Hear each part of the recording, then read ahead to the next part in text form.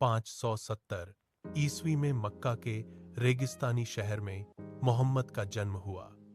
यह वह बच्चा था जो आगे चलकर लाखों लोगों के जीवन का रास्ता बदल देगा। जन्म लेने से पहले ही उनके पिता अब्दुल्लाह का देहांत हो गया था। कुछ साल बाद उनकी माता आमिना भी चल बसी और छोटी उम्र में ही मोहम्मद अनाथ हो गए। सबसे पहले उनका पालन उनके दादा अब्दुल मुत्तलिब ने किया। कुछ समय बाद दादा का भी देहांत हो गया, इसलिए मोहम्मद को उनके चाचा अबू तालिब ने अपने पास ले लिया और पालना शुरू किया। मोहम्मद बचपन से ही चाचा के व्यापारिक काफिले के साथ अरब के रेगिस्तान में घूमते रहे। वह विभिन्न क्षेत्रों के लोगों से मिलते और नए अनुभव सीखते रहे। वह कभी किसी से झूठ नहीं बोलते थे। कोई भी व्यक्ति अपना सामान उनके पास जमा कराता था, वह पूरी ईमानदारी से सही वक्त पर उसे लौटा देते थे। इस ईमानदारी और विश्वसनीयता के कारण पूरी मक्का के लोग उन्हें प्यार से अल अमीन यानी भरोसेमंद व्यक्ति कहकर बुलाते थे। जवानी में पहुंचकर मोहम्मद ने अपना स्वयं का व्यापार शुरू किया। उनकी ईमानदारी के कारण थोड़े ही समय में पूरे क्षेत्र में उनकी ख्याति फैल गई। समाज में फैली झूठ, ठगी, गरीबों पर अत्याचार जैसी बुराइयां मोहम्मद को बहुत परेशान करती थीं।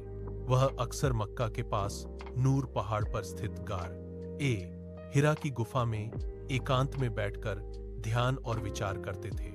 एक दिन जब वह गुफा में ध्यान कर रहे थे, फरिश्ता जिब्रील उनके पास प्रकट हुए और उन्हें अल्लाह का संदेश सुनाया। यहीं से उन्हें पूरी दुनिया के लिए पैगंबर बनकर संदेश फैलाने का आदेश मिला। उन्होंने लोगों को एक ही अल्लाह की इबादत करने और सच्चाई, दया, न्याय का रास्ता अपनाने का संदेश दिया। मगर मक्का के बड़े व्यापारी और सरदारों को यह संदेश पसंद नहीं आया। वे मूर्ति पूजा से मिलने वाले लाभ खोने से डरते थे, इसलिए उन्होंने मोहम्मद और उनके अनुयायियों को खुलकर परेशान करना शुरू किया। नए मुसलमानों पर अत्याचार किए गए, उनका खाना पानी बंद कर दिया गया, जान से मारने की कोशिशें भी की गईं। स्थिति इतनी बिगड़ गई कि मोहम्मद को अपने साथियों के साथ मक्का छोड़कर मदीना जाना पड़ा। इस ऐतिहासिक घटना को इस्लाम में हिजरत कहा जाता है। मदीना में लोगों ने मोहम्मद और उनके साथियों का बड़े उत्साह के साथ स्वागत किया। वहां उन्होंने सबको एक साथ जोड़कर भाईचारे और न्याय पर आधारित नया समाज बनाया। गरीबों और अमीरों, अरबों और गैर अरबों सभी को बराबर का अधिकार दिया गया। हर मामले का निर्णय न्याय के आधार पर किया गया और कुछ वर्षों बाद मोहम्मद हजारों साथियों के साथ वापस मक्का लौटे। मक्का के पुराने दुश्मनों के दिल में डर था। उन्हें लगा कि अब वह उनसे बदला लेंगे, मगर मोहम्मद ने सार्वजनिक रूप से सभी को माफ कर दिया, किसी को भी सजा नहीं दी।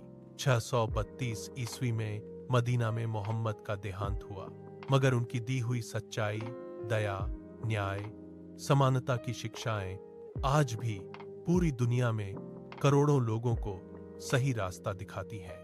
यह कहानी हमें सिखाती है कि कठिनाइयों में भी सच्चाई और अच्छाई का रास्ता कभी नहीं छोड़ना चाहिए।